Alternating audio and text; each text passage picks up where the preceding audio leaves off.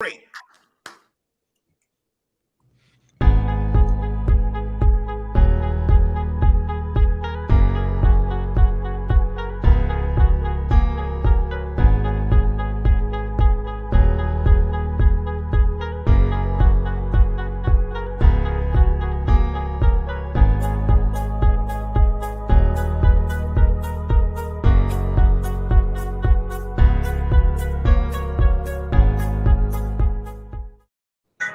Why am I going out on dates and they're not calling after the first dates?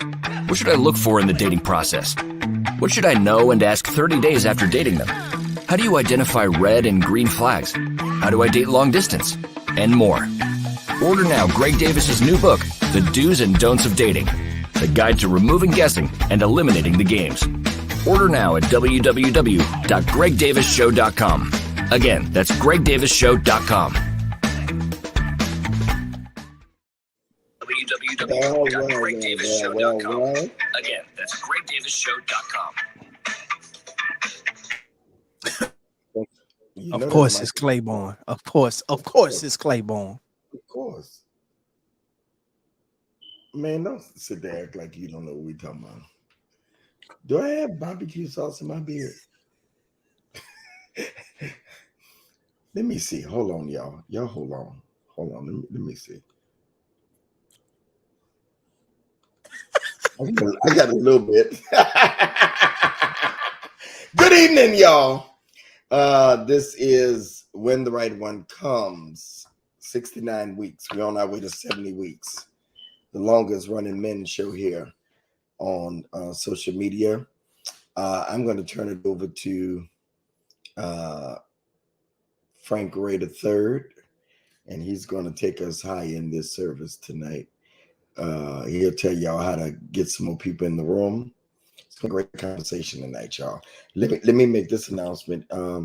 As y'all know, I do have a book called The Do's and Don'ts of Dating, but by Christmas, The Do's and Don'ts of Dating, the workbook will be out. It is completed and being printed. And so if you would go, I should have made a special offer tonight for y'all to go and get it, a bundle, but that was over the weekend. But you can go and get The Do's and Don'ts of Dating, the workbook. Read the book and then do the work. Got to do the work, y'all. Got to do the work after you read the book. And it's available. Get the notepad out. Get the notepad out.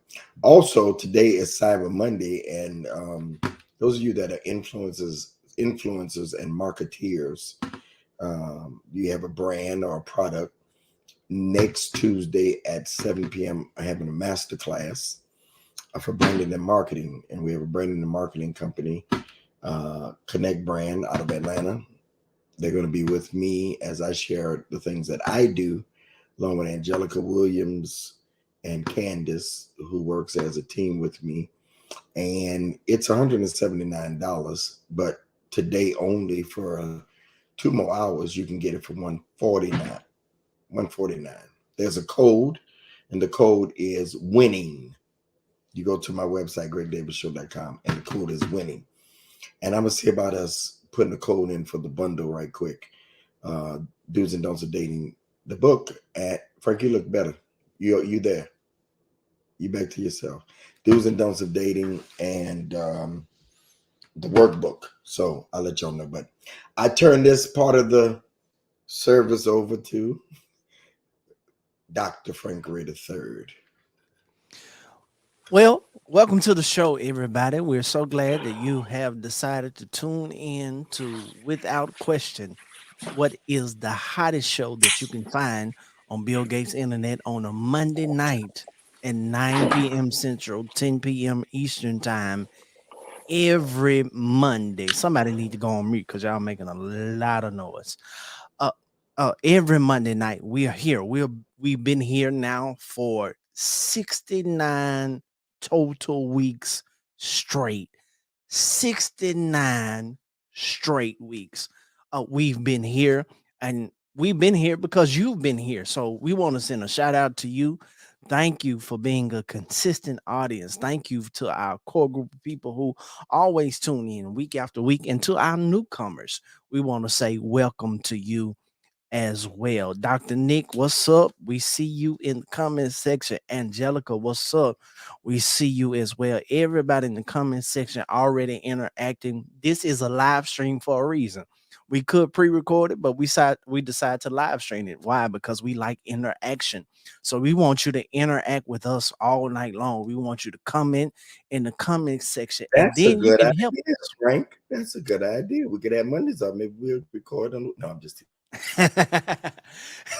Listen, I need everybody to participate right here. This is part of the worship experience. Now I'm just playing. This is part of the show where all of us can participate. How can you participate? Y'all ask so many good questions. Number one, you can help us reach more people.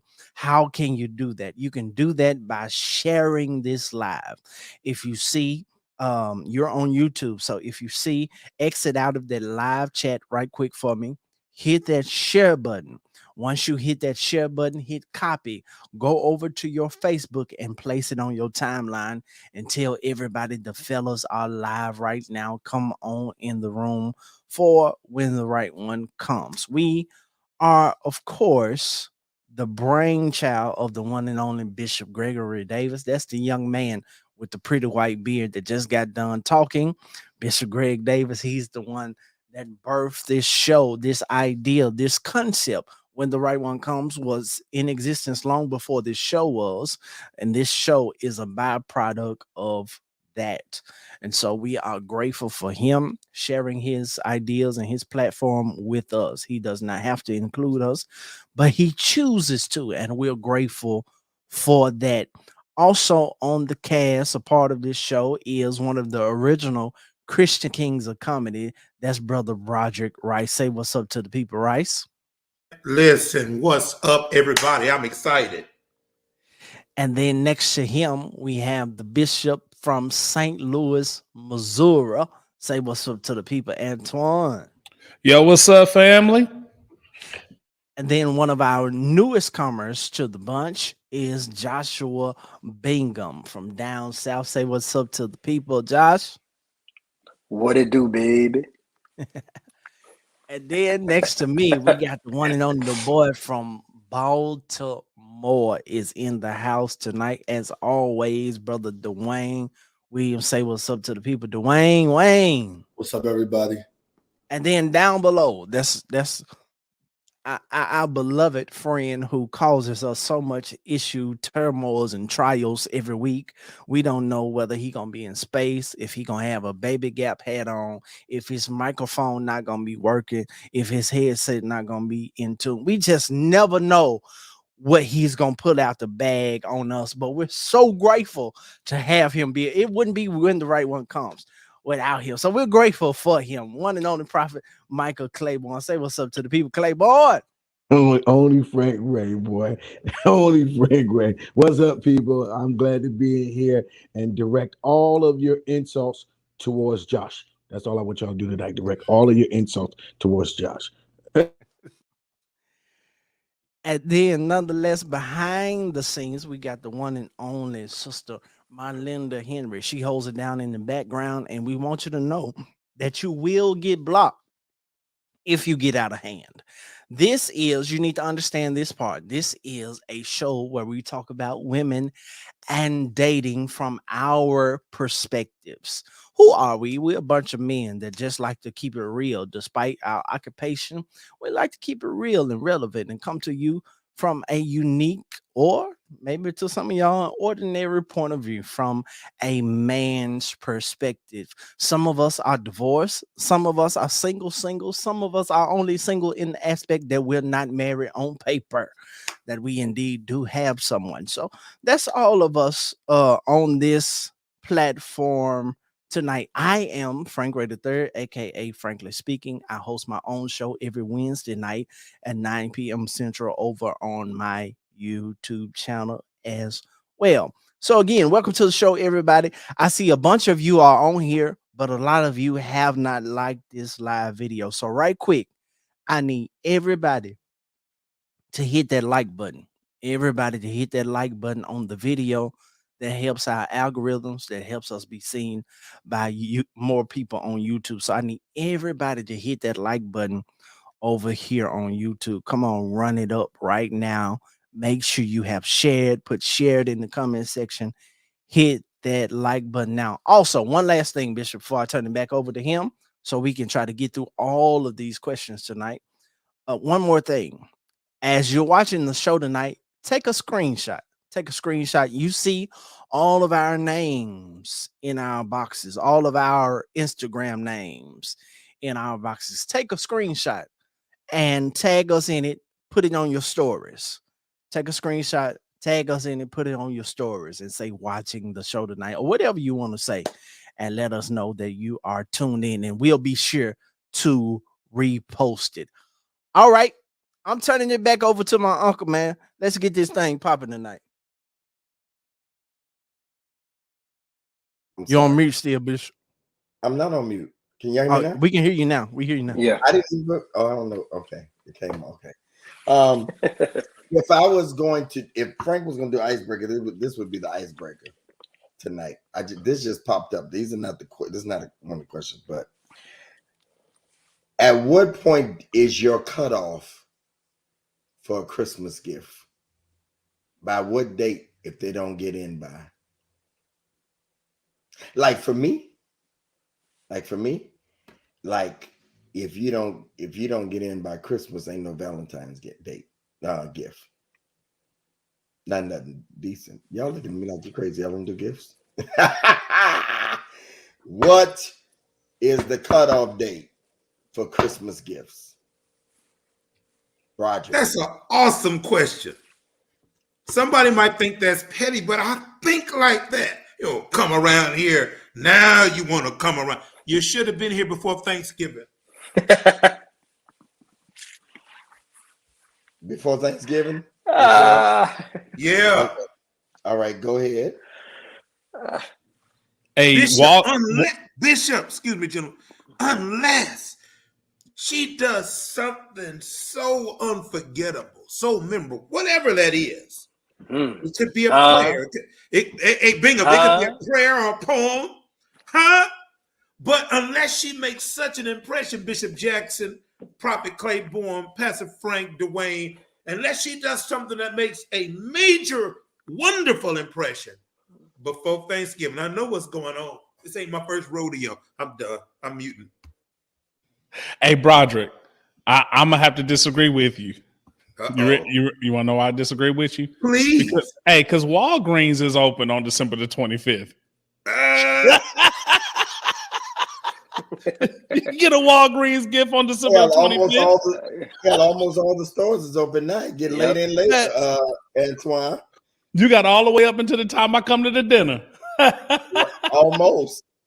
You're gonna find somebody still open. So they got up until what? Till Christmas, Antoine? Hey, they got up until I get to the dinner on Christmas, since Walgreens is open. So if you meet somebody new. Yeah. Especially if you hit it off real nice. You see what I'm saying? They got gift cards at Walmart.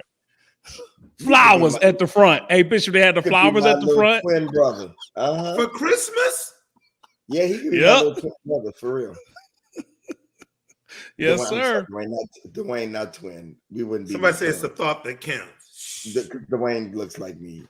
I'm sorry, not twin like that, Dwayne. I'm sorry. I didn't mean to pick on Dwayne, okay, so we got one saying before Thanksgiving, the other one saying, hey, it don't matter. Dwayne. Yeah, I don't have a cutoff, Bishop. I will have to agree with this.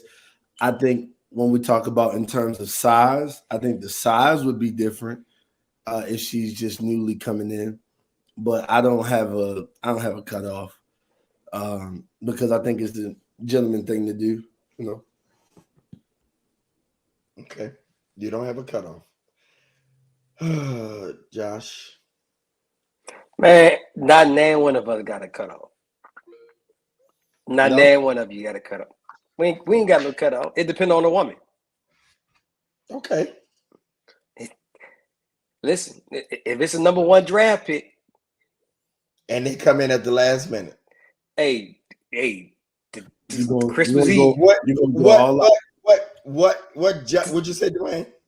I said he right. If it's a number one draft pick, It's a number one draft pick. You gonna go.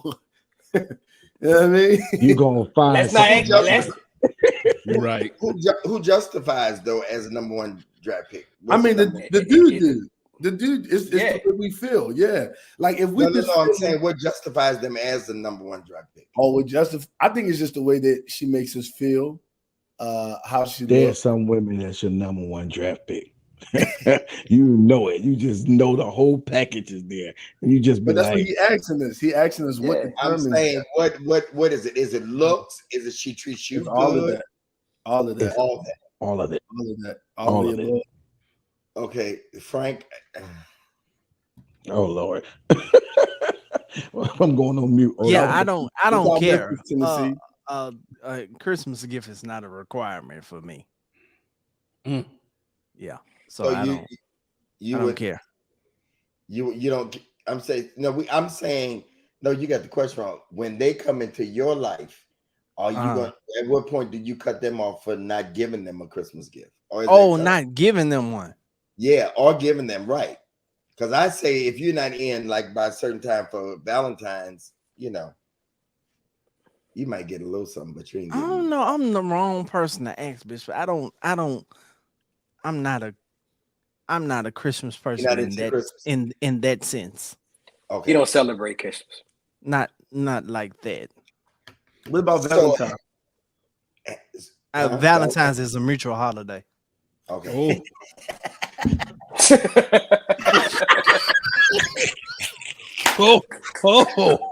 Yeah. Valentine's is not a woman's holiday. It's a love. That said, "Man, it's a love holiday." Okay. That's a gender. That's a gender neutral. Gender neutral day. Valentine's Day is gender neutral.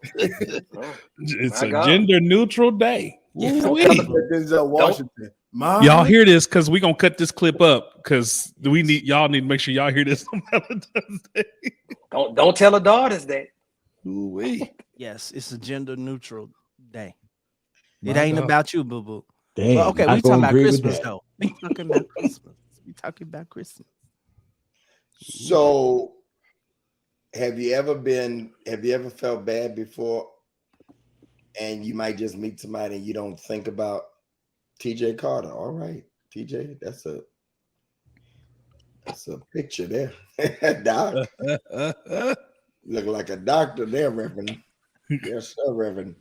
As Pastor Kelly said, yes, sir, Reverend. Yes, sir. Yes, sir, Reverend. Yeah. Josh, you look like one of them memes that we sent out. Them gaps.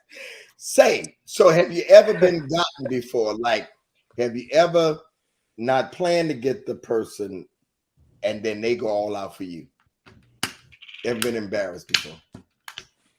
Let's let the King Kong movie announcer speak tonight because his sound ain't matching up with his mic. It's like a Chinese movie. Oh, you Negro.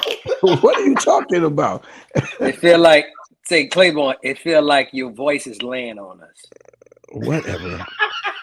My voice is not laying on you. Anyhow, it's better. Yes. It's better. We just want your mic. We just want your mic to match your video quality. Anyhow, because So can you let me get so you can hear me now? So let's go with it while you can hear me. Yeah, go ahead and lay on us. Hey. No, we're not doing no laying on you. That's what for sure. Anyhow, it's never been towards me. It has been the other way around. I have gone out of my way and done more. I'm a giver, man. I love shopping for myself and for my lady. Love it. So, and I'm not a 5 times a year kind of guy. I'll shop just because I thought about you. Like I'll go out. I went out on a Thanksgiving and came back with 10 bags on a Thanksgiving while she was cooking. Like I'm that kind of guy. Like I move. Wait a minute. What? You went out? Say it again. But went out on I could let Thanksgiving, that the mall skip was by. open.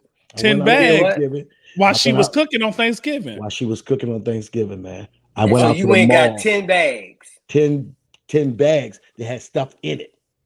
from Not where? Yeah, 10 be pocketbooks. careful, John. You be careful because Who's he said 10 bags. Yeah, 10 hey, we was pocketbooks. thinking like 10 grand. Is that 10 grand, 10 bags? No, 10 grand? well, y'all got drug issues, but I'm not talking about that. We're talking You about. said we got dirty. And if it was 10 bags, but hey, listen, AJ, even if it was 10 bags, she wouldn't have been complaining about that either. Okay, That sounds like who was cooking? okay, but That's what What I want to was know. she cooking? Who was cooking? I don't wait to those special days, Christmas, Valentine's, birthday, Mother's Day. I give all year long. Don't be no hater, brother. You just need to be a participator and get my book and follow the rules. How to do Ooh, the game. nice You know what I mean? segue. Let me help you out. Okay. So All right, anyhow, Teresa. it's all year long. It's all year long. So that's what I do. So no, it's never been where they outdone me, Bishop. So far, it has never been that case so far. Cap. Anybody else? No cap here, brother. I'm a lover. Hey, Claiborne, somebody asked what was in the bag. I know it's none of their business. It ain't none of their business, but shoes, clothes, jewelry. I was just flowing. Wow. Flowing, huh? Yeah, I was just flowing. Trick. If Your you're DM will be a full. good woman to me, you best believe I'm like Bishop. I will spoil you. So she best earned it. believe. It wasn't like you just met her. She earned it. No, she was in a relationship. She earned it. That particular young lady, yes. Okay, so this not just no fly. Well, the by random night. person have gotten some nice stuff. I mean, if I just met you, it ain't a whole lot of stuff, but it depends on. I think I brought someone birthday, AJ. It was the weekend. I met them like that Sunday and that weekend, and it was the first time I was taking them out, and I brought them something that was really nice. So it don't matter. Boy, ain't no way, boy. Boy, ain't no way, boy. Boy, ain't no way, boy. So hold up, you met him. You met him on Sunday, and by the weekend you was buying gifts. Well, I took her out to dinner, and I brought a gift with me because it was her birthday that weekend. Oh, okay. What? But that's not who you brought the 10 bags to. No, I've done that for more than other women. I love to shop, man. I love to shop. Yeah, y'all know what that means, fellas. What does that mean, Amingo? She threw that sweet nectar on him. No, if you're my woman, I'm gonna take care of you. I'm gonna spoil you. I love to shop, so it ain't about that either. Bingo. What it sound like to me, Claiborne? I know because that's the way you think. Okay. She put a spell on you. So has anybody been like given a gift and you hadn't planned to give that person a gift and had to do something at the last minute? Just say yes, no. Yes. Yes. Frank, we already know. No, you ain't gonna get none of it to get you something. Yeah, I don't feel Frank, obligated to get you something just because you got We me know. something. We know, Frank. Frank, trust me, we know. It's certain questions we know already. And anybody else other than Dwayne? No? Okay. All right. First question for the night. Should marriage license, we're having some fun, have expiration dates on them? If so, when should they expire? Yikes. A year, 2 years, 5 years? Repeat that again, Bishop. It's certain. I think everybody else heard it, but for Let's repeat it again. for the hearing impaired. Yes, repeat it in sign language. That's a shame, Bishop. That is a Should shame. marriage license, this is especially for Claiborne, have expiration dates on them? If so, when should they expire? A year, 2 years, 5 years? Just a little fun, Claiborne. I'm confused. It was a simple question, oh. Nigga, how you confused? Y'all answer the question then. No, the bishop asked you. Ask you. No, there should be no expiration. No, we can come to him. He needs to get his He said no already. He said no expiration. There should be no expiration. No. Okay, Dwayne. I'm gonna follow him today and say no. Ooh. No expiration.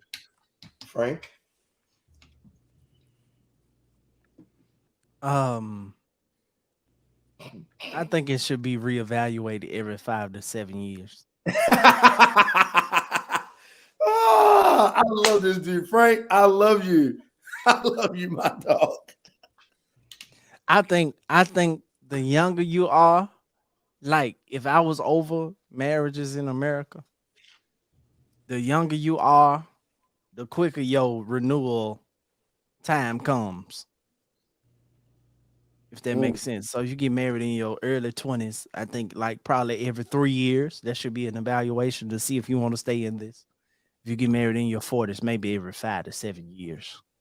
Prophet Shaniqua says, yes, every year renewal. My God. What? Every year. Jesus.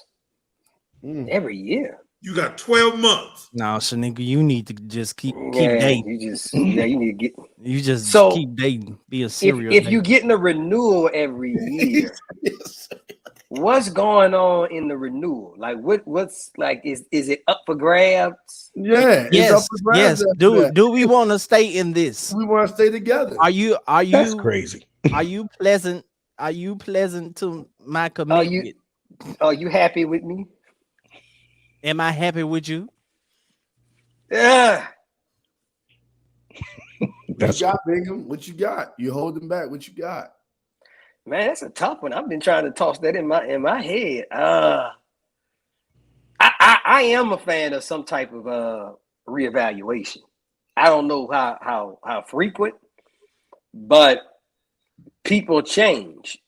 So I do believe I'm a fan of having the conversation of, hey, you still want to do this? You sure? You know?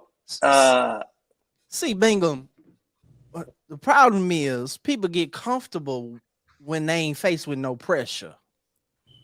When people feel like they got you, they treat you any kind of way. Their willingness becomes lackadaisical because they feel like they got you.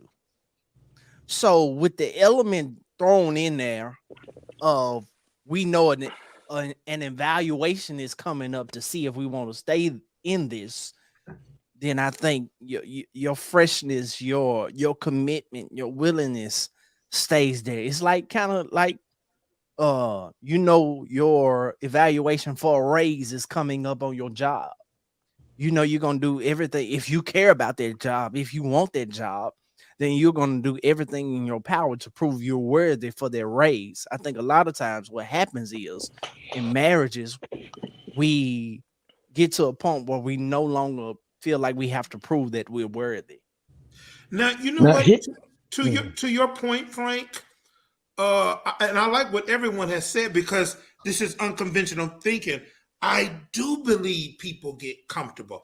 I mean, they get comfortable in regular relationships, not to mention marriages. And then they'll say, well, till death do you part. That ain't even in the Bible. But do we really want the person that we decided to do life with to always be in the position where they feel like they have to win us over and over again? Thank you. It's happening anyway. It's happening anyway. Yeah, but you ain't putting it as a standard. Yeah. Okay, let's go with Shanika. 364 days. You sweating on the 365th day because you don't know what that person. Now suppose you want to stay, but here they is in their 365 days and saying, then let them go. No, man. That's well, you know crazy. the women. I don't want that kind of pressure. If you tell me that from the door, we not getting married. Well, you know the women really won't be advocates for this because you had a few that was. You got a lot of women that is though, Bingham. Believe it or not. No, I think they lying though, Bingham. Yeah, because if you give us that out if you want to. Come on, Bingham. It's gonna be a whole lot of men in 12 months. Hey, it's gonna be a whole lot of men. I'm done. I'm good. Listen, Bingham. Hey, Bishop. Hey, this what I think. Bingham, you said it. I actually agree with Frank. And I think that the way I agree with it is an if. I got two ifs. Number one is somebody outside of the marriage that actually determines if you have kept with what you agreed to get into the marriage. So if this happens, then it's somebody that's outside of the marriage that says this is what y'all actually agreed upon. This is why I love subjectivity in relationships. What did we agree on? And so that means there's somebody outside of us that looked at what we agreed on and they determined that if we kept it or not.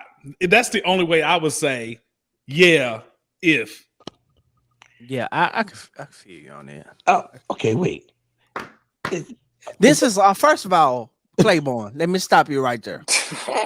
This is all theoretical. Right, I'm here this with is the a theory. theoretical. Right. Okay, Because your blood pressure going up and you over there about to die. This is my theory. There should be nothing that should put that kind of pressure in marriage. That you a lie. There should be because why not? Why not? You a lie. Something that Bingham said. Here's what you said. Something that should be happening all the time anyway. There should be checks in relationship while y'all together all the time. Anyway, you don't have checks, man. Okay, and here's the problem, and I teach this in coaching. Where is it that you missed that your person had checked out? Where is it? Because guarantee you will start seeing some things that you ignored. You will start seeing some things that you won't address. But if you are doing this throughout the whole time, then you'll know if this relationship is going somewhere. I am guilty of ignoring some things that was happening. I ignored them, and then they became bigger fires when I should have got them when they were smoke and small fires in the beginning. But we let it go by. We don't address it. We sweep it under the rug. We put it on the back burner. And I always say anything you put on the back burner is still on the stove, and you're gonna have to eventually address it. If you put it under the rug, you're gonna have to really address it because you're gonna fall over it. All I'm saying is that I never want to feel like that while I am going to continue to show you that I love you, continue to show you that I want to be in this marriage, but that when you put that consistent pressure that in 6 months, I'm going to check you, in a year, then we focus it on to the wrong thing instead of what we're building as a husband and a wife team. Why we're not focusing on that part, rather than not you're going to be happy with me in a year or in 4 years. I think, Frank, you said something different in terms of the time frame. We were only saying a year because Shanika said it, but you said something different. Go ahead, sir. Here's what's crazy, Claiborne. Whether spoken or unspoken, that pressure is there. Yes, sir.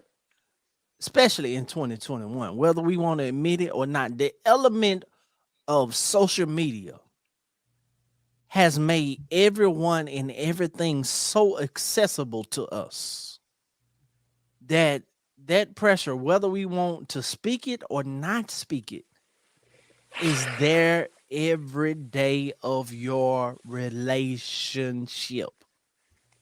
Every day. Every day your woman can get an inbox from a man. Every day she can post a story and somebody can jump in her inbox. So whether we want to admit it or not, that pressure is there. So I don't mind the pressure because it puts I feel like it will put everybody in a position where you stop focusing so much on what that person is doing for you rather than what you're doing for that person. So it puts you in a position of constant desiring to serve because you're focused on, I want to continually make sure this person is good with me. Okay, now suppose you're doing that. And then she turns around and says, and you think you're doing all that you're supposed to do, right? Yeah. And she turns around on y'all renewal conversation and says to you, I ain't feeling it.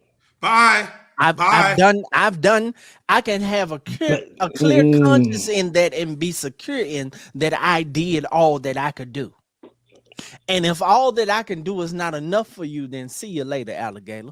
After a while, crocodile. Y'all got too many easy outs for me. So okay, I don't know, man. I'm on the fence. I'm on the fence with this, Bishop. Listen. I ain't never been so much on the fence since Humpty Dumpty on this one. Listen, I'm on the wall because I'm seeing the benefit of what Frank is saying. But man, do I really want to I mean, we might as well not take vows. Like, we just might as well just sign some paperwork and say, hey, this is. We might as well sign that a ain't in the contract. scripture no way. So, I mean, we might as well not. That's what I'm saying. So I'm thinking we might as well sign a contract. We might as well sign I love that. I love that. No, listen. We might as well sign a 5-year contract. You said it better than I did, but that's what I was trying to say. But you see, no, that's what I'm saying. Because I mean, but that's what it was. Let's be honest. Most marriages now are 5-year contracts. Right, but I'm saying you want the mentality of what Frank is saying. Like you want somebody to be continually trying their best to put their best foot forward in the relationship, in the marriage. Right. So what I'm saying is my happy medium to this is to have it to where that instead of them vows, you're literally signing a 5-year contract. But my problem with that is, fellas. But Bingham, it was a contract. It's a catch. Yeah, it is. But it's a catch-22 though. Like it is dangerous, I think, to make it transactional. But that's what it was. Like, yeah, but it's like, do we have to make it purely transactional? Every bit of it transactional? It was partnership. That's what it. I mean, remember, this marriage was about business. Yes, but listen, I shy away from making it. Because what if your partner what if you're in that 5 years, Frank? Last 2 years they're in the rough season. See, Right. You see what I'm saying? Like they have a bad 2 years. You have a bad 2 years or 3. The difficulty with us accepting this as Americans is that our ideal of marriage is so far away from what it was in the Bible and what it was in ancient times that now we marry for love and we marry for how we feel about somebody and how we care about them. That the reality is, if we want to go back to the original of what most people got married for, it had nothing to do with love. Let's just, let's just be honest about it. So if we're marrying now off love and how we feel, your feelings change every 5 to 7 years anyway. But that's dangerous, though. It can be dangerous. It can be lethal. It can and be. If you go off the contract now, Frank, if you go off the contract, if we're gonna do it old style, there's a whole lot of Bible stuff that we don't do because you got to pay the family to get their daughter. Absolutely. Okay? You had to bring but let's was that the other way around? Did her family have to bring a dowry? The family brought a dowry, but you brought a dowry too to get their daughter. Remember now, Abraham sends his servants to go get Rachel with a dowry. And then they come back with other stuff from the camel, but it was also sent to go get it. So here's the thing that I struggle with that is, Frank, while I like to dismiss some things, we gotta be, the reality is that we don't live in India, we don't live in Africa, we don't live in Jamaica, we live here in America, and we can't dismiss everything. And I understand the Bible, I get what you're saying, but I'm with Bingo. I don't know if I want to put my spouse I just think it's an easy out, it's an easy exit. And that's the problem with today's marriages, is that we have divorce as the green sign in front of us. Get off here all the time. And if that is the easiest route all the time, then why get married? If you can do that, if you want to do that, if you want to keep that on the table, I tell every couple, when you get married, take divorce off the table. Does it happen? Yes, but you should not come into the marriage with that, because if you're going to do that, then why get married? Well, I got one thing to say. Hey, let me say one thing, Broderick. I think the thing that I think about with contracts, though, is contracts have never been easy to get out of. My student loan company let me out of this contract. Nobody's. Yeah, but marriage is different than your student loan. Nobody is assuming that having a contract would make it easy to get out of the relationship. You know what I'm saying? And since we're talking, hypothetical. The standpoint would be, well, what is in the contract and what did we agree to? And did we mutually agree to in the contract that is somebody else that holds us responsible to it? Well, so one of the areas was forsaking all others, death do your part. That's in the Bible. That's what. No, when you talking Bible, you said contract. Because how do you reconcile? We throwing them vows out the window. Yeah, that's you trash. how do you reconcile that with husbands? Love your wives. Yeah. As Christ contracted the church. He did not contract the church. You got a whole document. That's the whole thing about covenant. Hold up. I'm saying as Christ. You got a whole document that's a contract. What you talking about? And gave his life. That's why I'm on the fence. Based on words he put on paper as a contract. He gave I'm just saying how do we reconcile love your wife to death? Christ. And that meant to death. Well, I'm just saying, fellas. What type of death? What type of death? Somebody just put in the comments that I think is so honest. There's a difference between covenant versus contracts. So I think covenant is different. I would agree if I could chime in. I think covenant is different than contracts. I think this is what I argued in Bishop Room the other day about time frames when we were talking about the topic the other day, Bishop. And Claiborne hit it on the head. We're in America, and I think we oftentimes say, when in Rome, do what the Romans do. So in America, we got to live underneath of America's laws and government. And so I think I hear Frank and I hear Antoine's point very, very, very, very well. Even Broderick's point very well. But I think in this, I'm going to be on the fence because then we have so many B clauses because we are Bible believers. We all have so many B clauses that come and kind of bring us back into this other piece. So I don't really have an answer for it. I ain't on the fence no more, Dwayne. Yeah, I ain't on the fence no more. Which way you going, Bigum? We don't even want to get into this argument of covenant biblically because let's consider that covenant means there has to be shedding of blood. Shedding of blood happened during the consummation of marriage, which made it a covenant. Most people now don't have no blood to shed because it's already gone because they already agree with you. Somebody else. So let's not even go into conversation about a covenant, brother. Agree with you. Well, look here, Bible reader. I'm just gonna say this, Bishop. I don't want, because I'm thinking about me. I want to marry a woman that still chooses me at my worst. And you don't have to choose me at my worst forever, right? I don't want her to be miserable, right? But I at least want her to give me the grace to go through a storm, to go through a season where I ain't got my mind together, go through a season where if my money dip or I lose my business. Yeah. You know what I'm saying? Like I'm thinking of the stuff that could go wrong. And I'm like, I wouldn't want to be in a marriage where that any simple thing gives somebody the easy way out. Even though we know that people do it all, anyway, right? We know that. But I'm just saying, like, for my mindset, I want you to choose me and give me the grace even at my worst for a season. I don't want you to be miserable forever.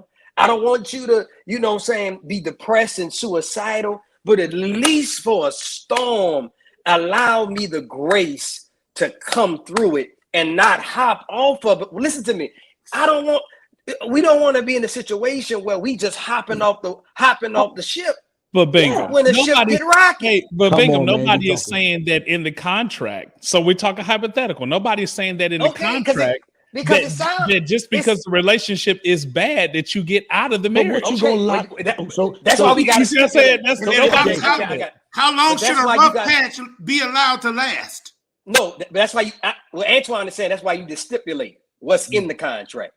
Because what it was sounding like is that if the grits ain't right, don't feel it. No. That's not what a contract does. They still cover my student loans, even if I ain't got the money. I'm still under the contract. What it sounds like is Frank is saying. Frank was saying earlier. Until I heard her right. Until I heard you right, Frank. It was like, dang, if them beans ain't hitting just right, ain't nobody talked about no beans, no grits, no eggs. No bacon, no nothing. Cut it out. This is good, though. This is good. Yeah, that the beauty of the question is the consideration, because I believe you hear people say it. You may not think about it. They say, well, I'm gonna get married, I'm gonna settle down. And that's just what they do. They settle down. No more effort, no more work. They gain all the weight back. They're lazy, don't want to work out, don't want to really build. They just want to be comfortable, lay on you like you a sofa. Because let's be honest, we've all seen. Frank, what you putting in the contract, Frank? That's what I was going to ask AJ. We've all Frank, seen. what you put there? Hold on. Listen, we've all seen women who they gain this love weight, right? Yeah, this come love on, weight. Come on. But then get us canceled, Frank. Let them break up. When they break up, they start going to the gym. Yeah. They start looking their best. They define this. Like, why? Because they trying to get get somebody else. Yeah. Only to repeat the same cycle.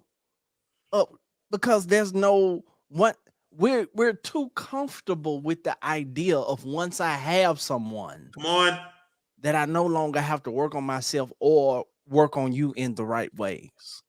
We see it over and over again. Be real, Bingham. We see it over and over again. How many men have you talked to that say, man, once I got married, she changed?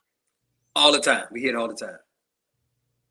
But then they turn around and say the same thing about us too. I was going to say, yeah, of course. But this is from a man's perspective. So bless y'all. I'm just saying that's true, Frank.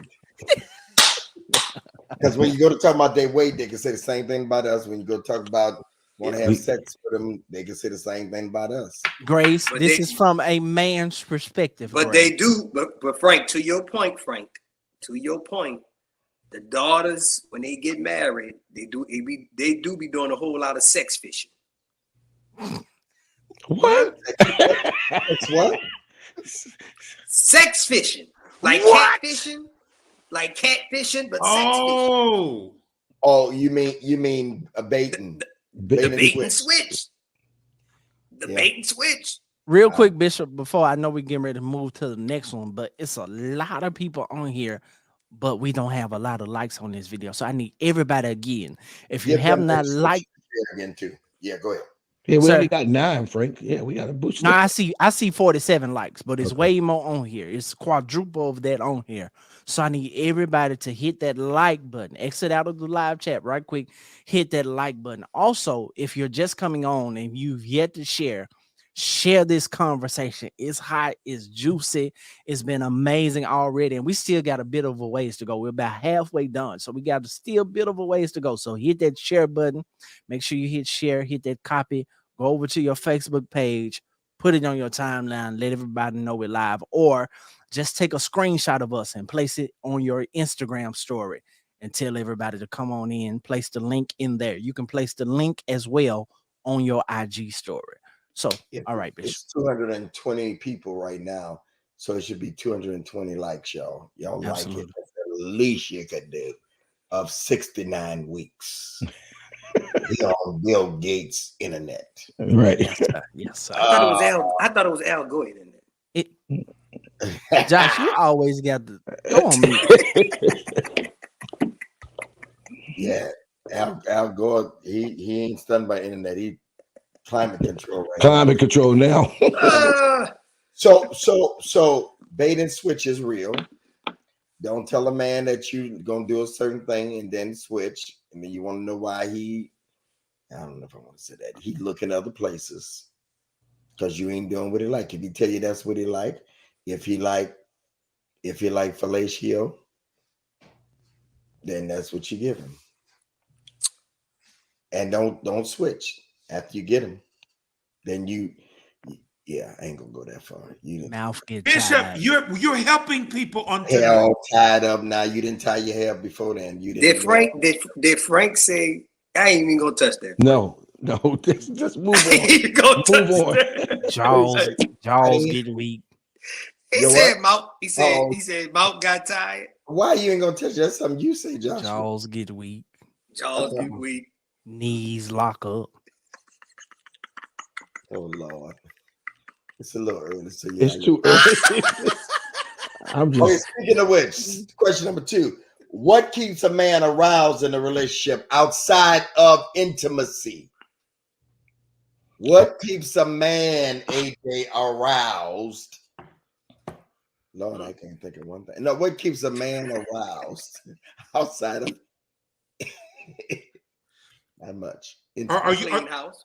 are you okay? Are you making a differentiation between sex and intimacy, Bishop?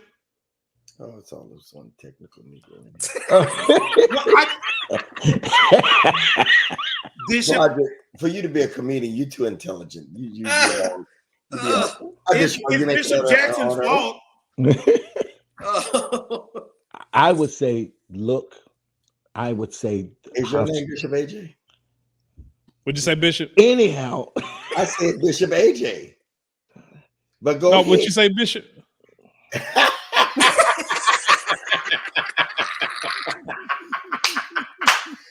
The shade is real.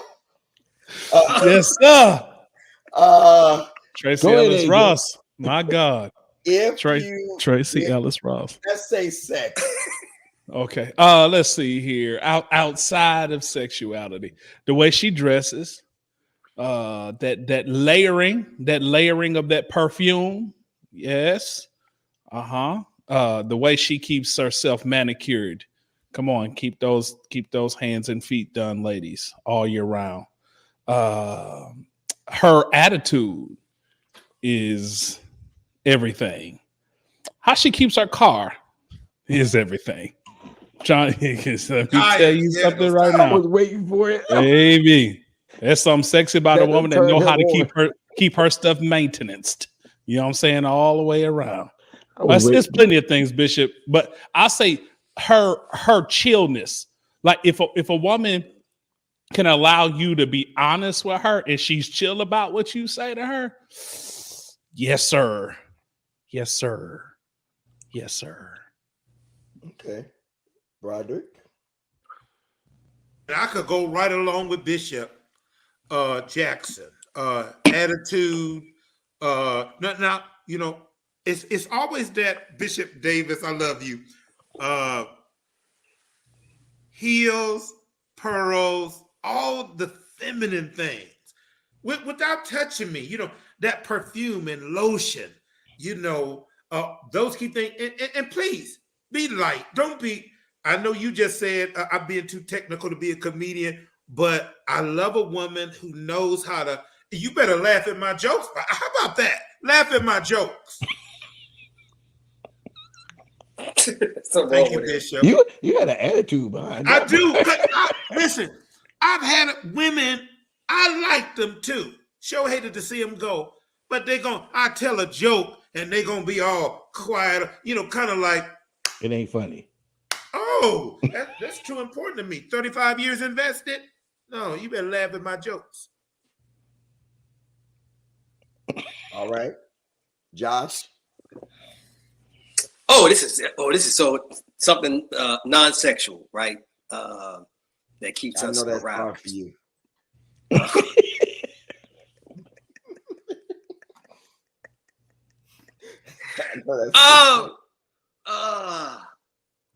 The way she talks to me. Try to find something. You want me to send you a text? Candace. I wish I had a piece of paper that I can block out Candace's comment. That's right. We stopped laughing after 2 weeks. Well, that's how long the relationship goes. I would say, Bishop, the way she talks to me, eye contact, you know, stare at me.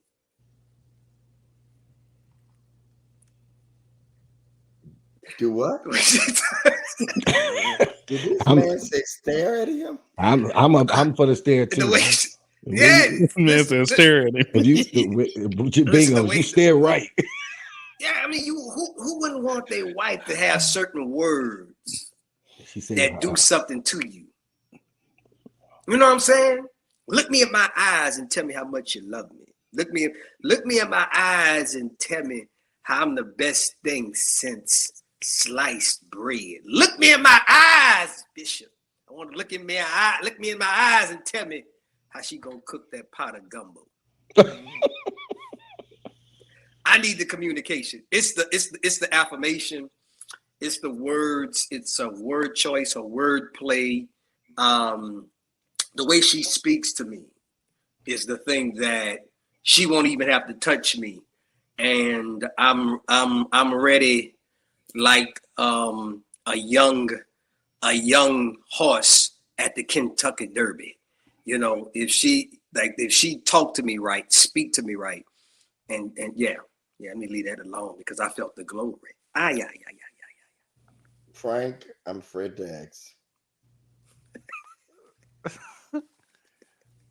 No, I think a continued interest and investment into your endeavors as a man is important. I think that's for all men. That most men, it's something about a woman who shows that not only is she supportive in just being there, but she's invested. She's invested into what you have going on, and so I think that's one way. Dwayne. Non-sexual. Okay, I'm sorry. You know, you talk like an old Baptist preacher, so I didn't know you still had. I know. Word. I'm sorry. You know, I be thinking and talking at the same time. Dwayne. These guys said some really good ones already. I'm gonna say this one. I don't know if you guys said this one. The way she walks. The way she. I like a nice. Unpack that, man of God. Wow, son. I like this like nice prancy kind of glide. Yeah, kind of feminine, sensitive walk. If it's all manly, like she wear, joggers like me, then I'm gonna have a problem with that. But yeah, the way she walk. Josh said one that I love, the way she talks to me. Especially at the point of adversity. What if she has a limp? Candace needs help. I'm done with her. I am so done with her.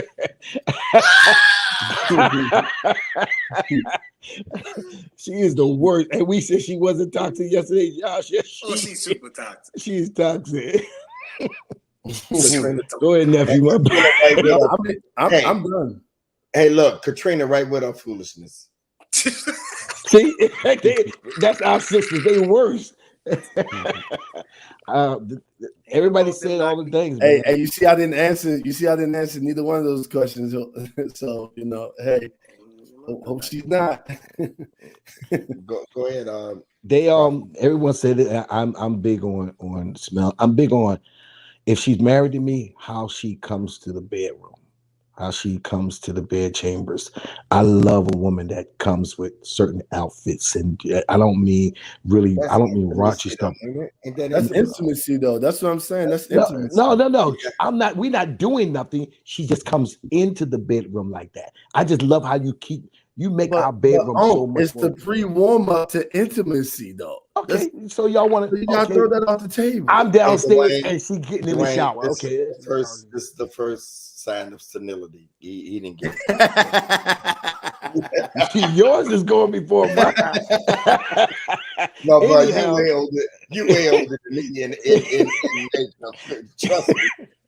Anyhow, of course, I love little notes, text messages. I love the stare and the look too. No, what's she saying? What is that? That's what Claiborne said. Huh? Yeah, she was repeating after. Yeah, Claiborne said the bed chamber. That's what your bedroom is called. Nigga, you so old. Nigga.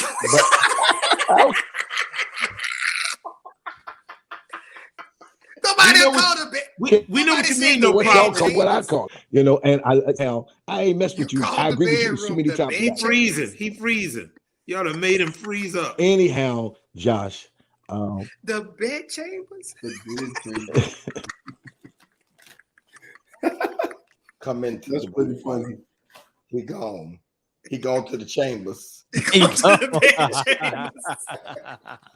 For me, I'm gonna answer this one. For me, it's consistency. That is sexy. Oh, Bishop, that's good. That's sexy. Well, y'all know that's one of my favorite words. When a woman is I consistent. forgot that one. When a woman is consistent before, I'm talking about before you even married to them, you know, and it's just hard to find. I know they say we not, but it's hard to find, y'all, consistency. And I get bored if you don't keep my attention from being consistent. Out of sight, out of mind. Out of mind. Claiborne is back with his sexy eyes. Look at him. Yeah, the comments said, "Come on, hey honey, come on into What, the Claiborne, could you break down the bed chambers? No, I cannot for you. You go look it up. Why is it? Are you in the 1600s or something? Yes. Yes. Oh, guess what? Those men were gentlemen, and they knew how to. So yes, I'll be on that 50 Shades of Grey. Nigga, you No. You on that 50 Shades of Grey?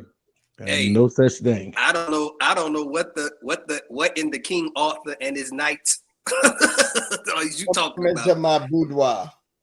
Come into. Enter in. That's right. Enter in. Huh? Absolutely. Move on, Bishop. Even your generation, tell them come into the bed chamber. Be like the bed chamber. Man, you been smoking some dope. What are you talking about? That woman gonna look at you crazy. No, she ain't. I ain't never had that problem. Hey, Dr. Nick said the bed chambers is giving kitten. All I'm saying, Clay, boy, that woman gonna look at you crazy. No, she baby, come out of that. Trust me. Baby, when you come out of that kitchen, you can put on something sexy and come into the chambers. I never have to say that. Thank goodness I have women that put the next do that. Comments up, Marlon. Next question. Somebody. Also, you don't have to say that. They're just gonna come in the chambers already. Yes. Come on. I date classy women. I love that look, the change. Whatever, Bishop. Move on. Somebody said they like the bed change. It sounds like the. Y'all can't hear me? Yeah. Marlon, tell me she can't hear me. You say something, Bishop.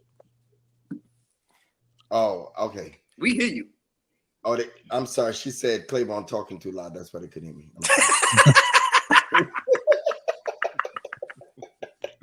Melinda. Hey, Bishop. Hey, Bishop. Why can't we? Hey, we can't hear nobody breathing. We can hear Claiborne breathing.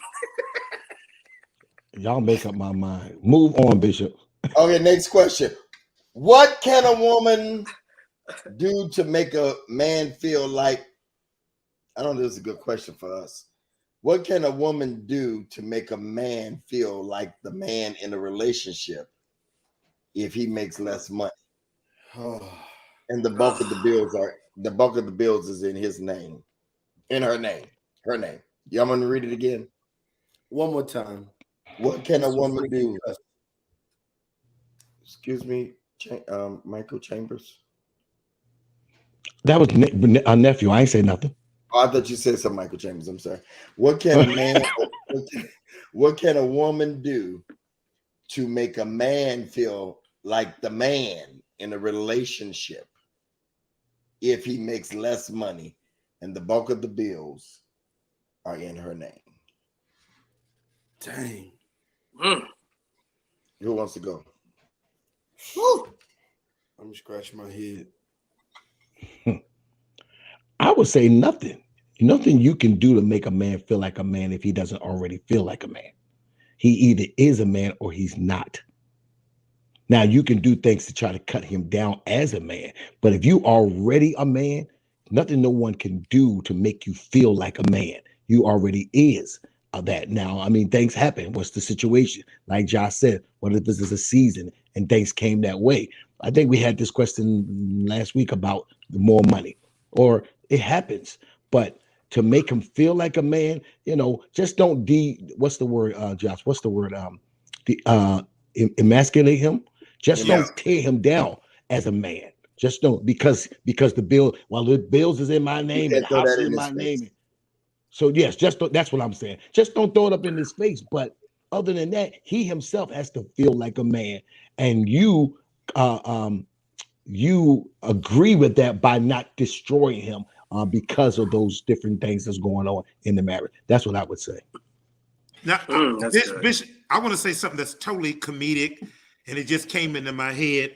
If that's the situation, I say to the woman, increase that man's allowance. You're wild. You wild. Increase his allowance. That'll make him feel better. Oh, man. You're right. I would say value him in the intangibles. That's good.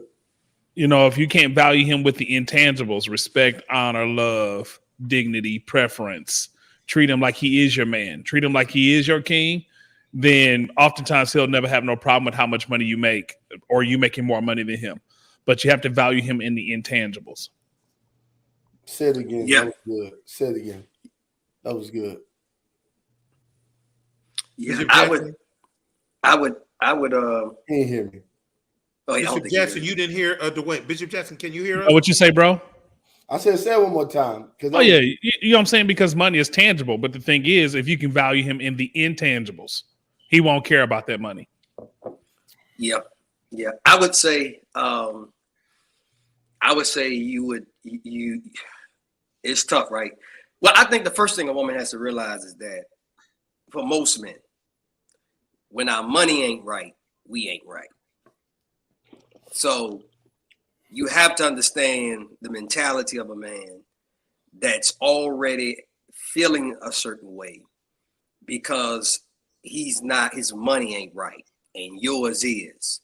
So chances are he's already feeling a way because he's not at a place where even if y'all are sharing bills or whatever, the majority of the bills are in your name and he's not making as much money. So I would tell a sister to understand the mentality of that man, that he's already most likely feeling a little bit less, that self-esteem is not as probably as high as it could be. And because of that, I would tell her to be intentional about speaking to the king in him, like be intentional in really motivating and inspiring him. I'm not saying that you can make him feel like a man because a man is going to be a man regardless, right? But you can do things that really makes the environment of the household feel conducive to not only him becoming better, doing more, but not feeling like at the first sign of an argument. Because women, y'all good at this. At the argument, you know that tongue, y'all mouths are real slick. You know, it's amazing. Not like Frank said, y'all get married and your mouth get tired, but they don't get tired of talking. But I'm saying, like you really don't when you have an argument, don't bring up his inadequacies. You know what I'm saying? Don't bring up the things that are inadequate in him. Don't bring up the things when it comes to the money, because again, I'm telling you, he's already at a place where he does not feel his best. So as AJ was saying, listen, you got to speak to that king. You gotta harp on that king. I know a lot of y'all, me and Bishop was going back and forth in the room earlier about, a lot of these women talking about they don't need a man, don't need a man, don't need a man, don't need a man, all that other foolishness. But listen, you're gonna have to literally find the things that he's good at, even in the places where he's lacking now, and highlight those things and praise him in those things, right? Because it creates the environment to where he does not feel less than. And if he is a real man, he is already doing everything in his power to get back to a certain level of income, trying to get back to a level. So you want to, and I know people say, well, I ain't got to do all this and I ain't got to do that. Listen to me. The best version of a man is a man that you have learned to stroke his ego. Don't listen to this independent woman foolishness. Well, I ain't got to say this and I ain't got to say that. Listen, stroke that ego. Bingo. That's all I'm saying. Bingo. Can we Bingo. Go ahead, Frank. Go ahead, Frank. I'm sorry, Dwayne. I gotta say this. Go ahead, man. I don't like that term when it comes to men stroking their ego. I'm like, what? Why Because does it it sound sexy? suggests no, because we never hear the term stroking a woman's ego. It's affirmation. It's affirmation. It's words of affirmation and support. So why when it comes to being positive or building up with your language with a man that is stroking his ego, I think that's counterproductive within itself, because normally when we think of someone having an ego, it's a negative thing. Right. Mm-hmm. You feel what I'm saying? And then the second thing I was That's what I meant, Frank, right here. This is what I meant right here. Denise. Yeah. Gas him up. Wrong word choice, but gas him up. That's a better way to say it. I don't even know if I like gassing up. I love gassing up. Why I don't you even like know, gassing up? because gas Because is. Go ahead, Frank. Go ahead, Bishop.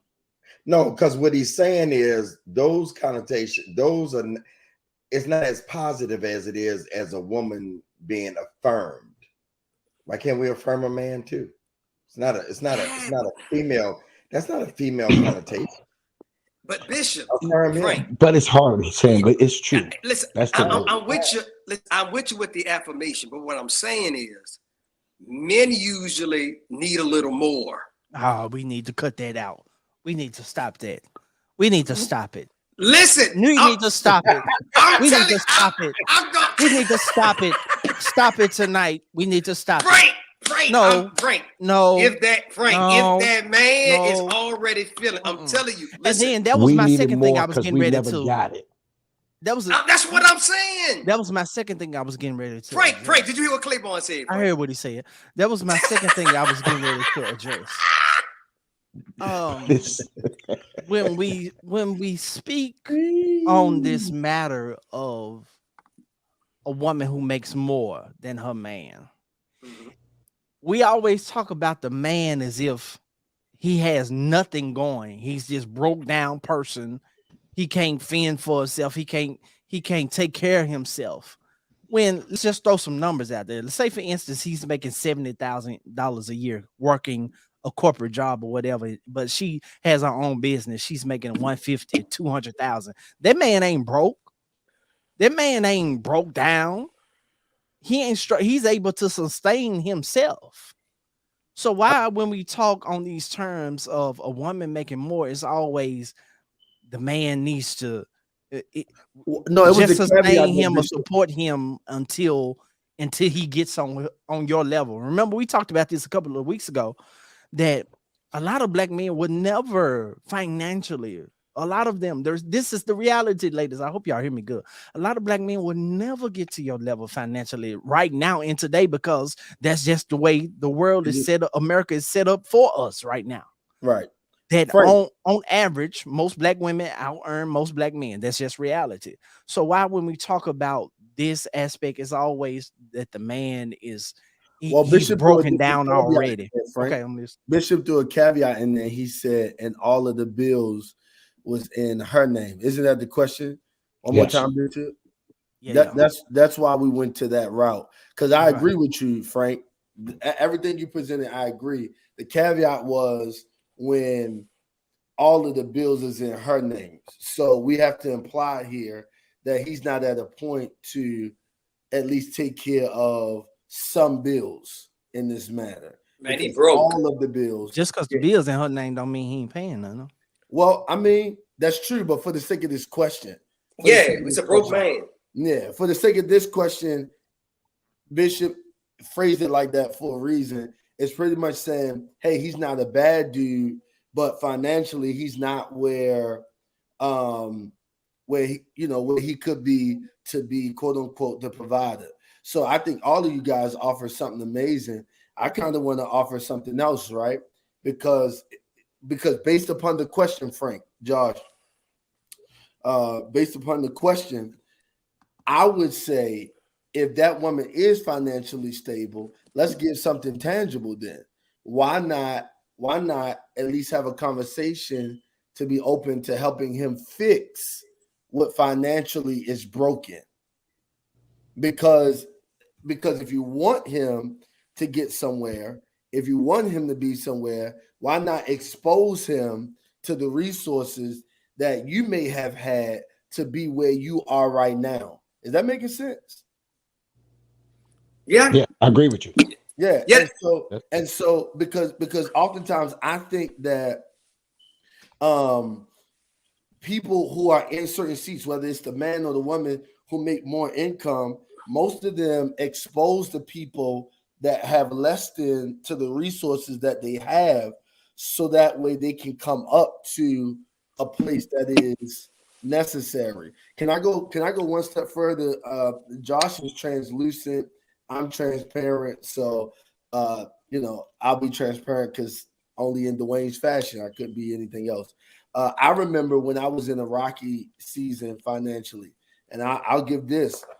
The young lady that I was dating at the time, she knew that I was pursuing greatness and I was trying everything that I can, to the point when we would go out, she would make sure that she put either certain money in my pocket or put the card in my pocket so that it didn't look a certain way every time we went out. I know we don't want to have these real kind of conversations, but I've been delivered, so I can have these real kind of conversations. Happened to me. And the truth be told, that didn't matter to me. But what she said to me was, I never want you looking a certain kind of way. I know what you're doing. I know what you're grinding towards. I know how you're making it happen, but I never want you looking a certain kind of way.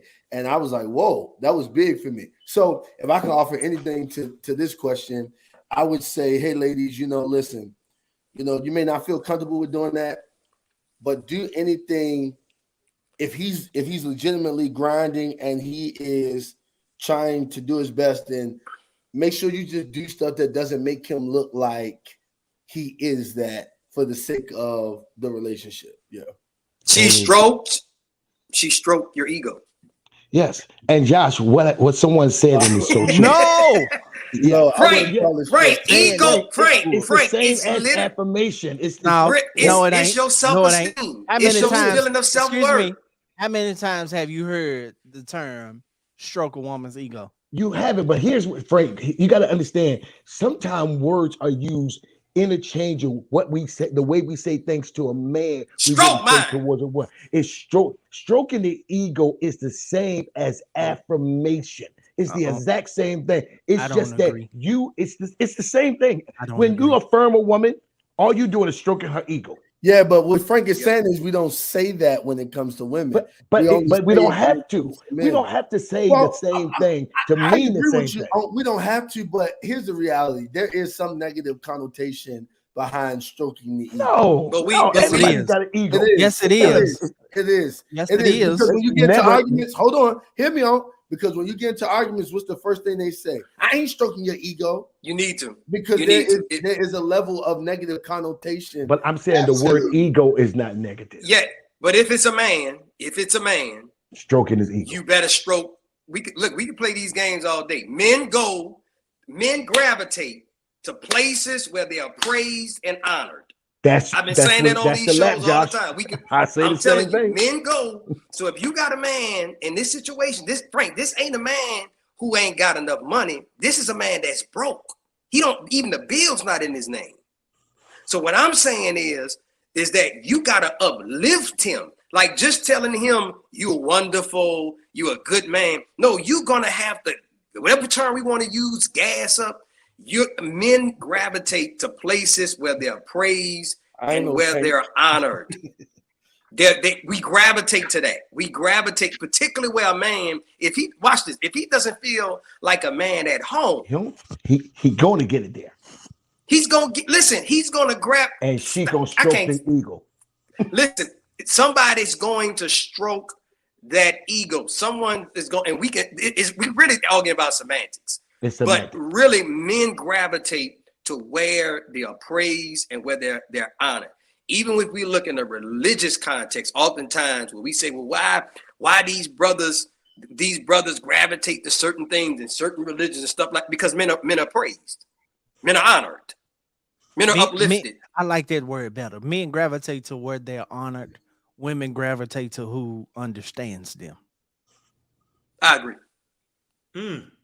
Say that again, Frank, if you don't mind. Men gravitate to who honors them. Women oftentimes gravitate to who Totally agree. understands them or say they understand them. Totally agree. Right. So That's good. let me say this. received. The word ego means a person's sense of self-esteem or self-importance. Yes.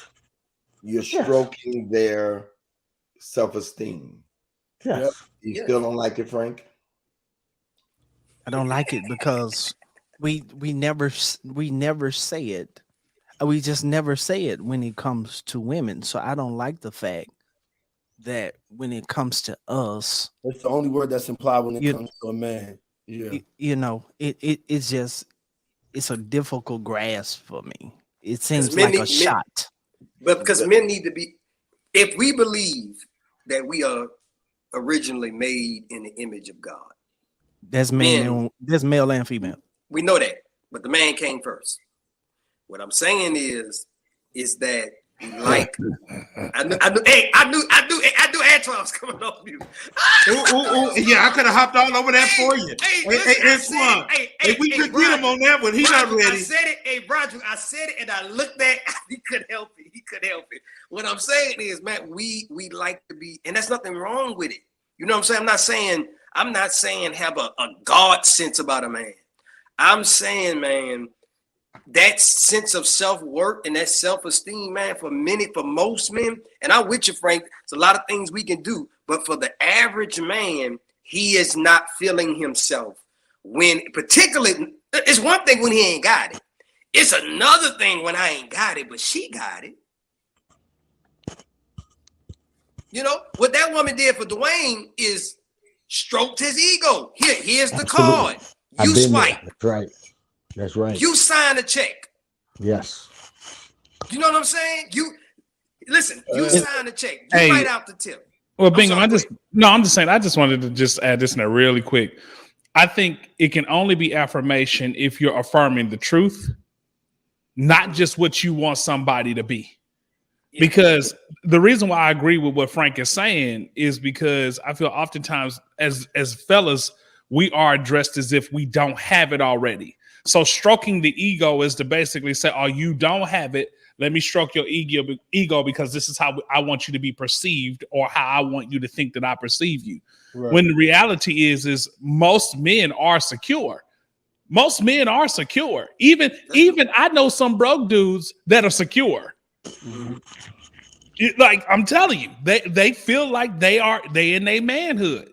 But I'm just saying, like, if you're in a situation with a man, I just would hope that it is encouragement, it's affirmation. It is the same thing you want as a woman you give me as a man. Can I give you a little pushback, AJ? Of Can course. I give you a little bit? I don't agree with you 100%. And let me tell you why.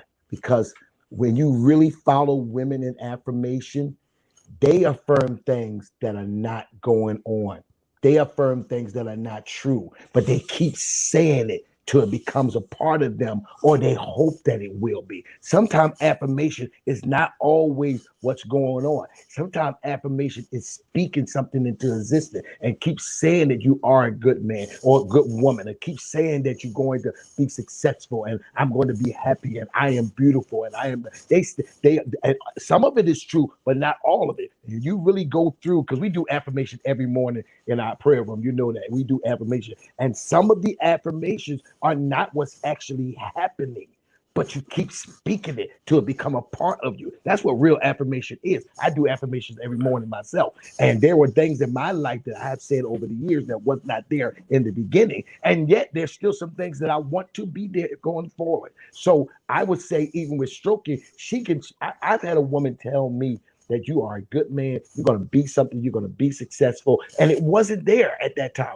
I had a woman do me, several women do me like Dwayne, put money under the table, handed me money in the car, gave me the card, and do all those things. But they kept saying, when I was down on my own self, because I didn't have a high school diploma, a college degree, I used to beat myself up about that. but it was women who taught me how to affirm that in spite of that, I was somebody. So it's not always there. And I only got a small pushback, but I don't think that you can stroke someone's ego. You can speak into someone's life, even if they're not there. Because she can simply say, baby, I got all the bills in my name now, but you're going to have them in your name, or you're going to do this. And it may not be that right now, but she's speaking futuristically to him. I think sometimes I'm sorry, for laughing, because I was over here thinking, like, what if you respond back like, hell no, I don't want the bills in my name.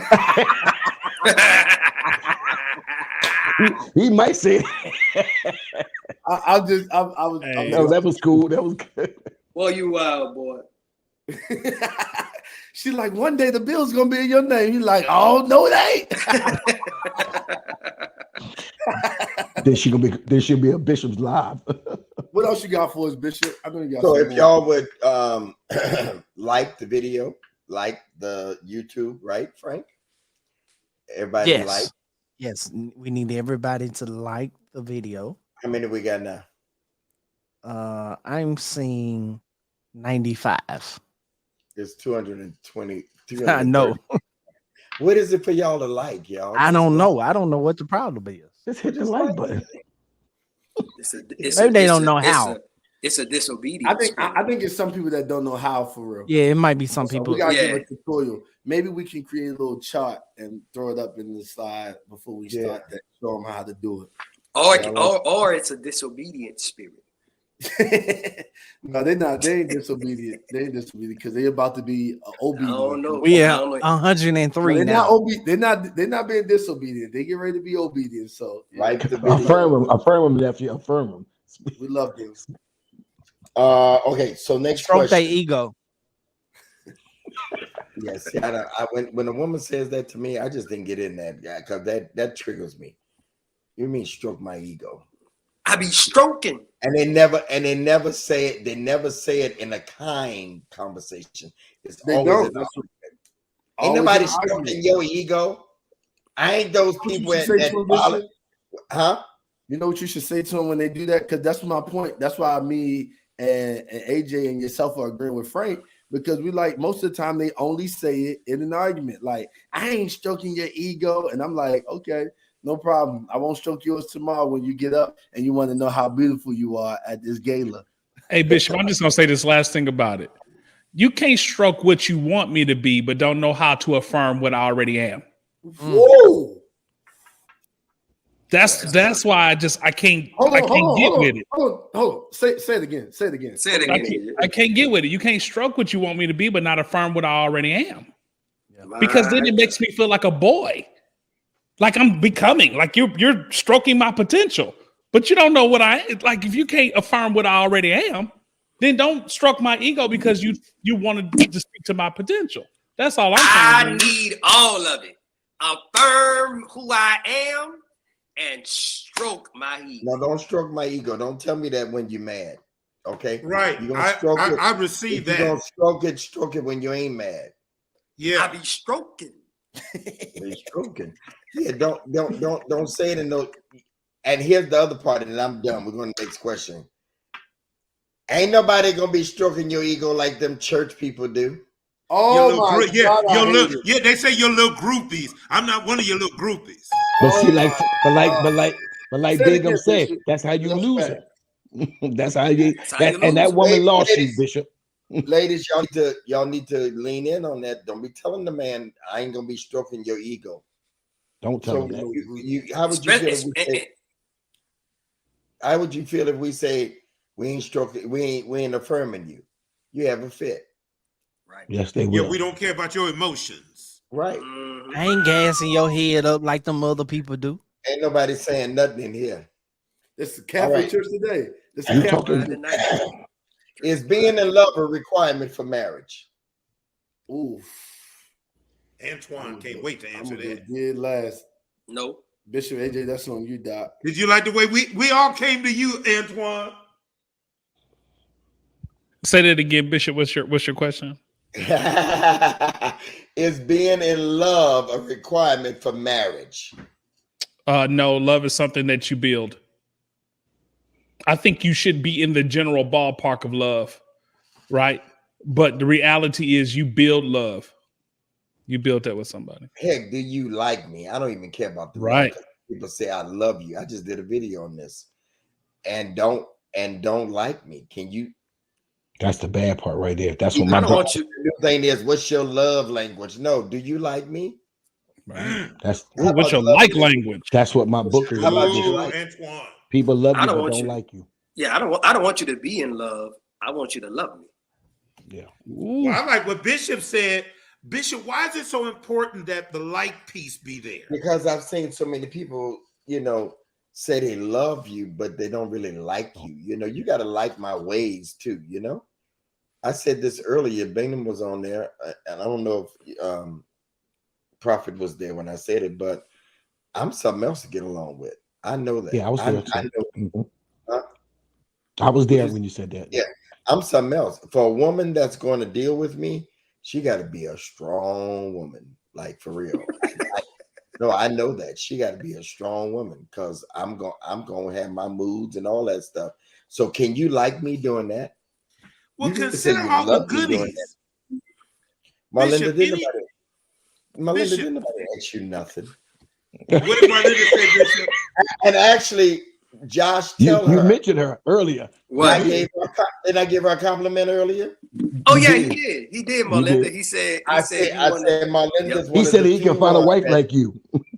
that she pays me no attention. I can rant and rave and stomp, and she pays me no mind. That is the kind of woman that is going to have to be able to deal with me. You got to pay me. Dr. Nick, watch it. But Bishop, I didn't know you saw that. I need her to like me.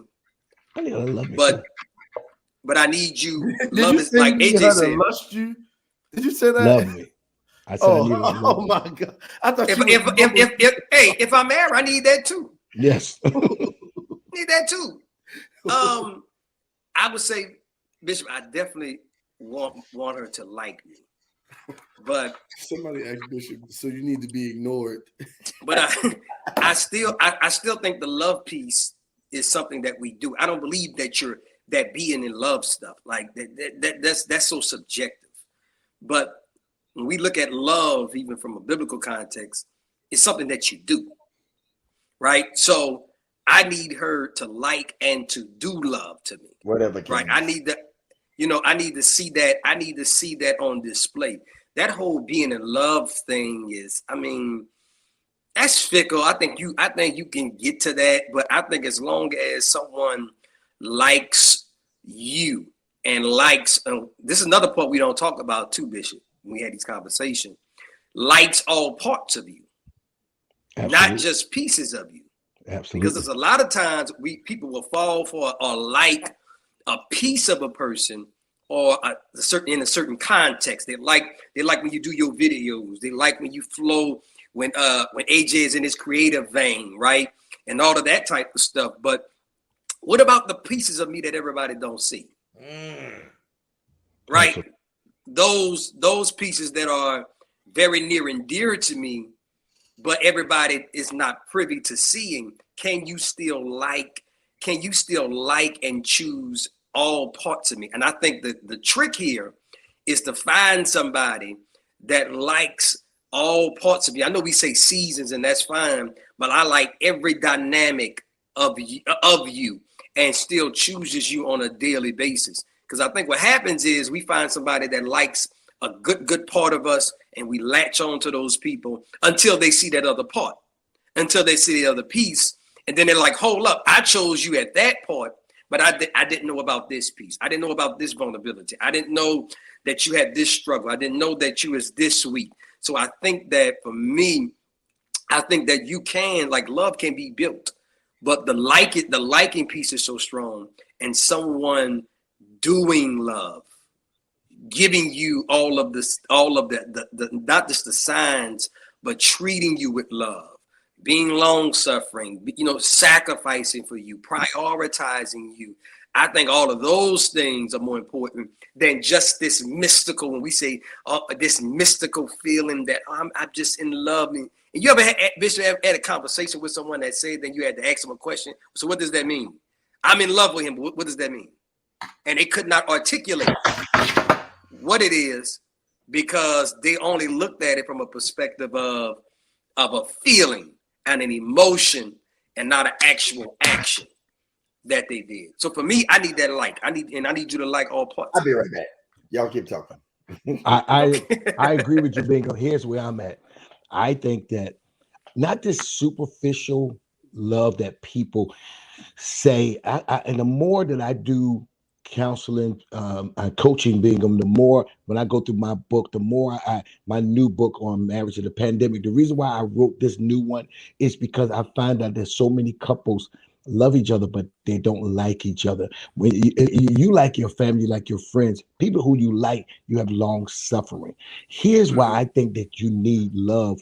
I don't want you to fall in love. Anything you fall for, you're gonna break something. But I think love is important going into marriage because the real love that I think most people don't have, it makes you stick and stay. It makes you understand the assignment, which is the new statement that people are saying. When you love me, do you love me? Not just. I'm with you, Bingham. People wrote in the comments. They say this has been something that's going on here because Bingham and Claiborne has agreed so much tonight. Right? So they comment. But here's what I would agree with you. I need both. I think I need both going into the marriage. I don't want someone to. Bishop AJ, I agree with you that the love I start with grows.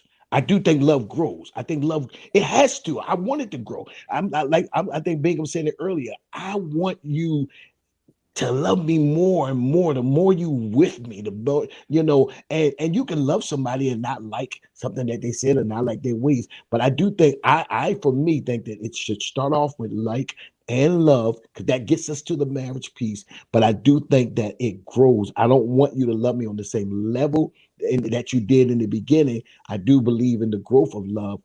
But I don't know if it's a requirement, but for me it is. If we look at the overall scheme, I guess you could do the contract thing y'all said earlier, and you probably don't need love in that situation. It's just a contract here. But I think for marriage, for me, I need both pieces, and then let's grow to loving each other more over time. So I would take both Bingham and AJ pieces and merge the two together. And then I think that will make marriage. I don't know. I think Frank would be the only one that didn't answer. No, we all didn't really answer. Dwayne Okay, go ahead. Go ahead, nephew. Go ahead, Frank. No, go ahead, Frank. I think love should definitely be something that is needed. Like Claiborne said, basically love covers a multitude of faults. So a lot of things that we go through, love is what covers us until we recover. Ooh, that's good. And that's good. And so I think it's definitely needed, but it's not all. Right. Yeah. It's not all. Right. I think most men can attest to the fact that you've been loved. You've been with someone who loves you before. But honor and respect mixed with the love takes it to another level. Absolutely.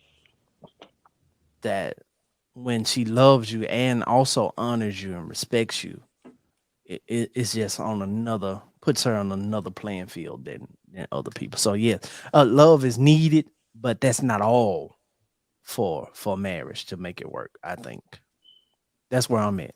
Dwayne. Man, that's a tough question for me, and I would just keep it short. So I'm probably gonna stand alone on this one. I'm wondering, is being in love, why would it not be important for us to have, right? My avenue would be, I think that we haven't necessarily done love right. And so I think we lean more towards the like, and we lean more towards what, you know, what we feel kind of like is the appropriate place for us to be for love to work. But I really think at the core of who we are, we haven't necessarily loved properly because, and I'm guilty of it as well. We haven't loved properly because, unfortunately, we haven't executed it right. And I think that if many of us started executing love right, I think that we would probably change the tune of our voices just a little bit, even in the bad relationships, whether we did something or whether the other person did something, they didn't execute it right because I think it was love. Love for a lot of people was formality. It was form, but it wasn't really governed. And if we had, and governed may not be the best word, but if we had really governed love within ourselves in the proper format, I think we would have been able to show it differently, because then you got to ask yourself this question, and I'm done. Those people who say, oh, I fell in love with it, and they're working and they're still working. They didn't use the word like, they used the word love. So I think it's going to vary for different people and how we really give to that word love. Everybody Bishop? else? Yes. So tonight I want to end on a different note. I had no idea. Time flies when you're really having fun, like for real. We haven't done this in a long time, and I want to do it tonight. Those of you that desire to be married, in just about 7 minutes, because we got to be off here before 12 or we can't re-air this. We're going to pray for you. I want you to be honest that you want to be married. It's 32 days left in this year. And I'm serious about sowing seed where if you see a harvest, there's a seed that's attached to it in anything. Show me a harvest, I'll show you a seed that was planted. Show me a seed, I'll show you a harvest that was produced from the seed. So tonight, if you desire to have a great marriage in the future, if you desire to be married, tonight I want you to sow that tonight. I want you to sow whatsoever man sow. Whatsoever man sow, that shall he also reap. So I want you to sow what's left in the year, a seed of $32. Believe in God. Because you do know you can meet somebody like between now and Christmas. And by this time next year, you know, some of y'all are in relationships and you want them to get on their knee and propose. You know, you're tired. You've been in it for a minute. Whatever your relationship status is and want, you sow there. So if I could get if I could just get 30 of the 210 to do that, I would really appreciate it tonight. And I want you to sow into whatever relationship status you want to be successful single, that's fine. Whatever it is, $32. If I can just get really, if I can get 30 of y'all, we'd be good. We'd be done. Like 30 of the 203 that's here. And I don't want to do no long push, no long nothing. Y'all help me out to get out of here, so that we can get off of here. All right, just start sewing and just put in there a check mark and say done. Just put a check mark in there saying done. Cash App, $ Greg Davis 10. PayPal, contact Greg Davis. And Givelify, they're all there. I don't want to really reiterate like you can't read. You can read. So if you would do that tonight, I'd gladly appreciate it. Supporting the men for 60. What is it, Broderick? It's 69. 69 weeks. Why don't you Straight. do that? 69 weeks straight. Let's do that. Thank you, Frank. Thank you, Adam. Thank you, Broderick. This morning you sold. Kimberly, thank you for 45. Thank you. Somebody get 25 earlier. Thank y'all. Let's do it like popcorn. Thank you, Grace. Song 45. Thank you so much. I appreciate y'all. Let's sow tonight. There's even a few of y'all that would give 132. You say, you know what, you all have helped me spiritually, but believe tonight. Thank you. I can't pronounce your name. Al Habaya. Thank y'all, Chelsea. Thank you, Sonia Brown. What do we do with the money? I give it to the guys in Marlinda. Hardly ever on Monday nights is there much left over. I'm good because it promotes the brand, and I just love this. It promotes the When the Right One Comes. You buy my books, and some of y'all even registering for the masterclass as I'm sitting here. I don't know if it's y'all, but whoever, God provides. So keep putting them checks in. Let's go, y'all. We ain't got but a couple of minutes.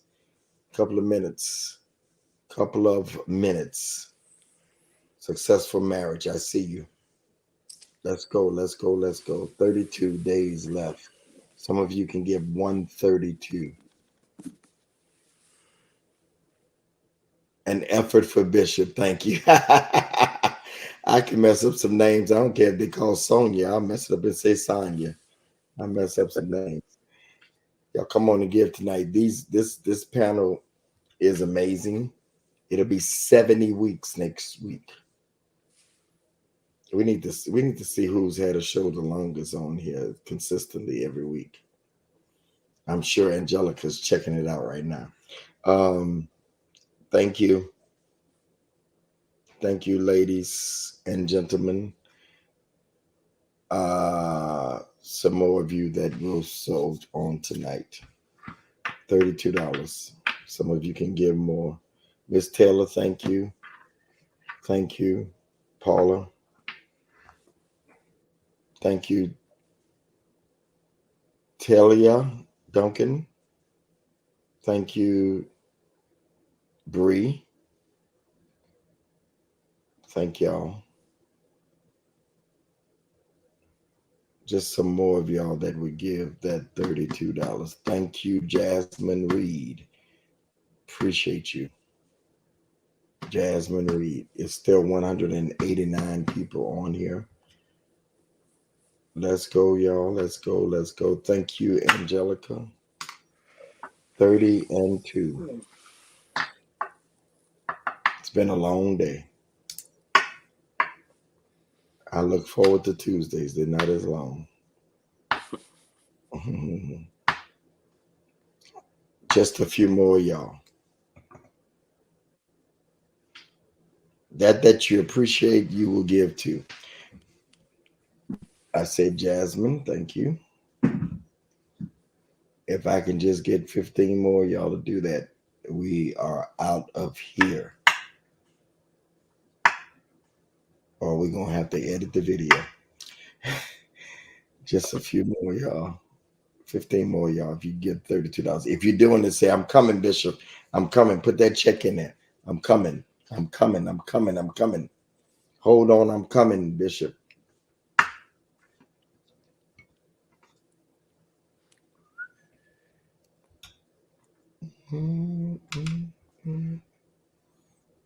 Thank you, Marlinda, from behind the scenes. Appreciate you. Isaac Moore, thank you. All right, everybody else give $10 or $20. Everybody.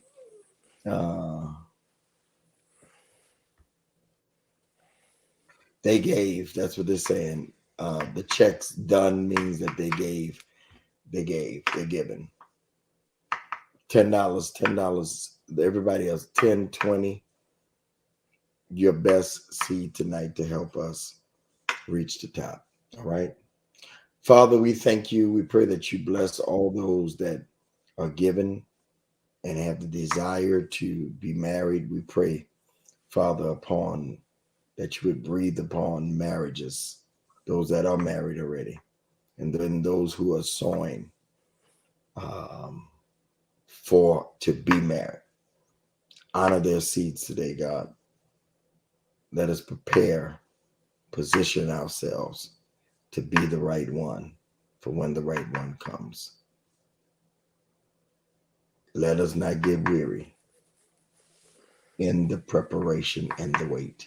In Jesus' name, amen. Thank you, Isaac. $10. You gave again, Isaac? Thank you. All right.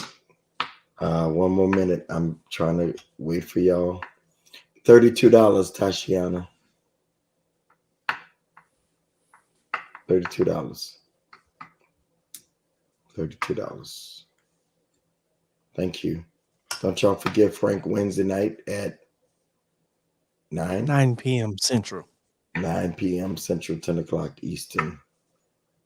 All right. Praying for my favorite designer's family, Virgil, Louis Vuitton, Off-White, owner of Off-White, and the designer par excellence of Louis Vuitton men's.